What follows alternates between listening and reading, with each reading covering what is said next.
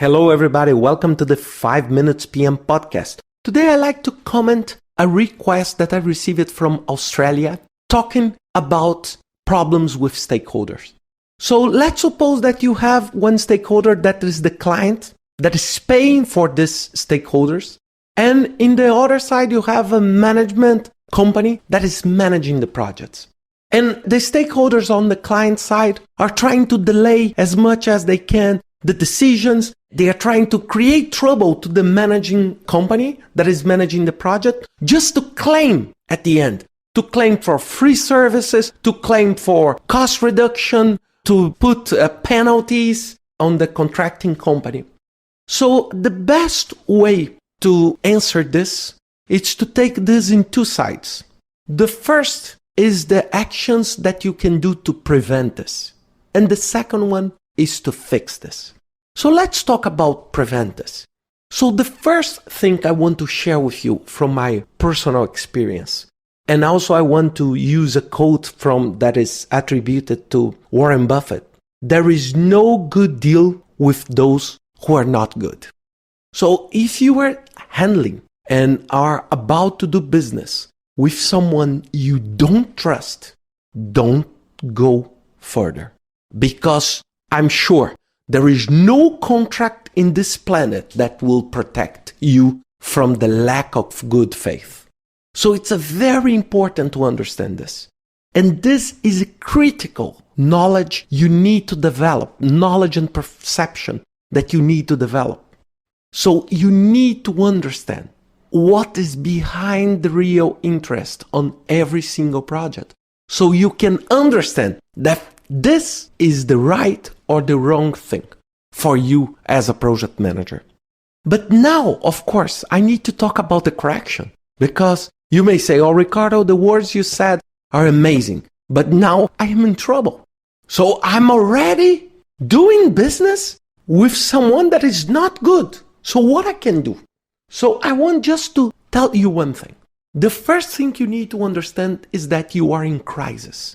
I wrote several articles you can download on my website about crisis management. You need to understand that when you are in crisis, there is no good solution. There is the bad and the worse. So you need to understand that you have a problem now. This is the first step. The second step is how to handle. First thing you need to understand that now you need to increase the formalization of the project.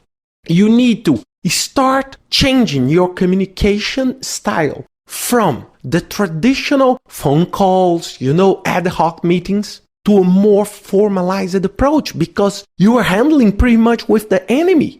So you need to reduce, and this, of course, will add another layer of work for the project office, for example, because you need to formalize everything. And this is the good thing about proper scope management, because if you know exactly what is your scope, you can benefit from all these documents to avoid this kind of dangerous behavior.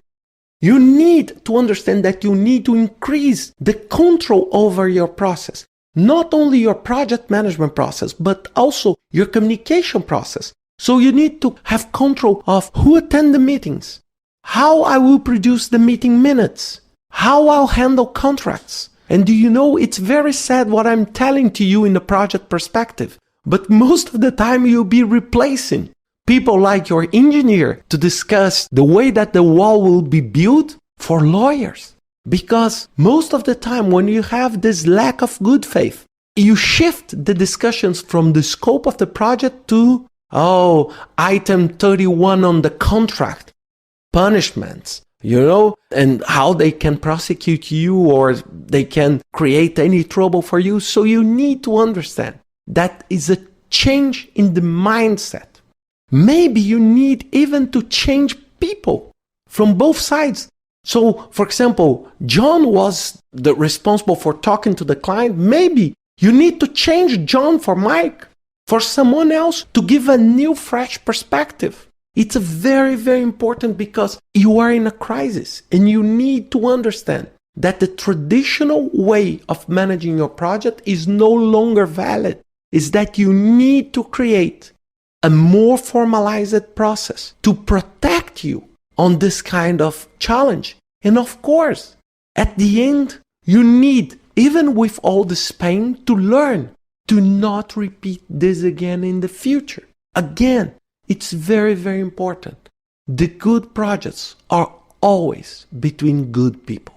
It's very hard for you to do a great project with your enemy. It's a very, very tough. So it's the wrong business for both sides, because the client doing that is completely unaware of the consequences. The most important thing is the project. There is no penalty in any contract that will recover the benefit of a good project. Think about that and see you next week with another 5 Minutes PM podcast.